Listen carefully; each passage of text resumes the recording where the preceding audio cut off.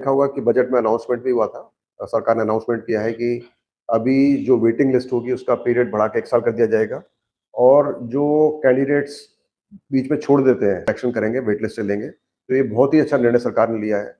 बेरोज़गारी की समस्या उस पर असर पड़ेगा। जय श्री श्याम दोस्तों, स्वागत है आप सभी का आपके अपने चैनल धीरज स्टडी 2.0 पे।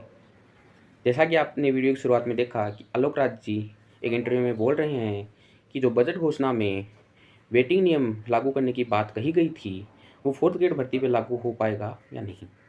चलिए पहले इंटरव्यू पूरा सुनते हैं, उसके बाद में इस पर बात करते हैं। कि आलोक राज सर जो प्रयास करेंगे ना वो बहुत मजबूत प्रयास होंगे। नहीं, आपका बहुत-बहुत शुक्रिया आपका मुझ में भरोसा जताने के लिए। तो अब जैसा आपने देखा होगा कि बजट में अनाउंसमेंट भी हुआ था। सरकार ने अनाउंसमेंट किया है कि अभी जो वेटिंग लिस्ट होगी उसका पीरियड बढ़ा के 1 साल कर दिया जाएगा और जो कैंडिडेट्स बीच में छोड़ देते हैं सर्विस को 1 साल के दौरान में, उस सीट को भी उसको बैकलॉग में नहीं भेज के बजाय उसके ऊपर अपर सिलेक्शन करेंगे, वेट लिस्ट से लेंगे। तो ये बहुत ही अच्छा निर्णय सरकार ने लिया है और इसके लिए राज्य सरकार बधाई की पात्र है। इससे काफ़ी हद तक जो बेरोज़गारी की समस्या है उस पर असर पड़ेगा और उससे बड़ी बात ये है कि जो सरकार में खाली पद रह जाते हैं कई कारणों की वजह से, टेक्निकल कारणों की वजह से, वो भर जाएँगे और उसका व्यय का भी थोड़ा बचत होगी।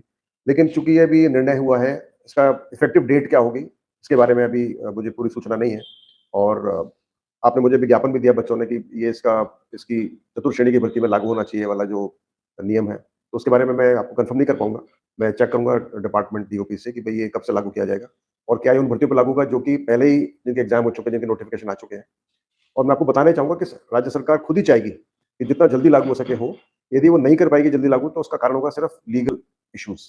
लीगल इश्यूज़ की वजह से हो सकता है कि वो उसको तभी लागू कर पाएँ जो बाकी भर्तियाँ इसके इस निर्णय के बाद आएँगी। मैं फिर भी प्रयास करूँगा मेरी तरफ से कि इसका जितना जल्दी लागू होने का इसका हो पाए तो अच्छा सर रहेगा। पहले कोई ऐसा नियम आपके ध्यान में है क्या जो मतलब ऐसे बजट में घोषणा होगी वो वर्तमान जो भर्तियां चालू है, जैसे मान लो बजट घोषणा से पहले ही कोई भर्ती आ गई और उस पे ऐसा कोई लागू हो, ऐसा कोई नियम होता है कि हम सरकार पे या जो भी हमारे पब्लिक डोमेन में है उनसे हम निवेदन कर सके और दबाव बना सके कि अभी इस बड़ी भर्ती से लागू करें, ऐसा कुछ ध्यान में आपको? नहीं, जैसे अभी एक नियम था 6 महीने की वेटिंग लिस्ट को 1 साल बढ़ाने का, हाँ। तो वो उसी पर हमने क्लैरिफ़ाई किया था। वो उस अनाउंसमेंट के बाद उन भर्तियों पर लागू होगा जिनका नोटिफ़िकेशन उस डेट के बाद में दिया जाएगा। पहले 6 महीने का वेटिंग लिस्ट था, उसको 1 साल कर दिया गया था। तो वो जो नियम है उसके बाद ही लागू होगा। तो ऐसा मेरा सोचना भी यही है, क्योंकि सरकार खुद ही चाहेगी जितना जल्दी लागू हो सके हो।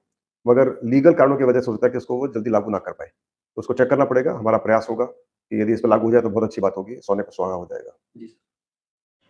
तो जैसा कि आप लोगों ने सुना कि उनका कहना है कि जब भी कोई नया नियम धरातल पर आता है तो वो उन्हीं भर्तियों पे लागू होता है जिनका नोटिफिकेशन उस नियम के लागू होने के बाद में आया हो।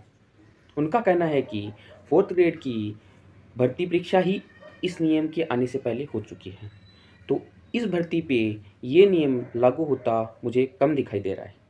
फिर भी अगर ये नियम 4th ग्रेड भर्ती पे लागू होता है तो उन्होंने कहा है कि ये बात सोने पे सुहागा होगी कि इससे बच्चों को ये बेनिफिट रहेगा कि जो बच्चे मेरिट से 1 या 1.5 नंबर या 2 नंबर तक पीछे थे, उन बच्चों के सिलेक्शन के हाई चांसेस हो जाएंगे।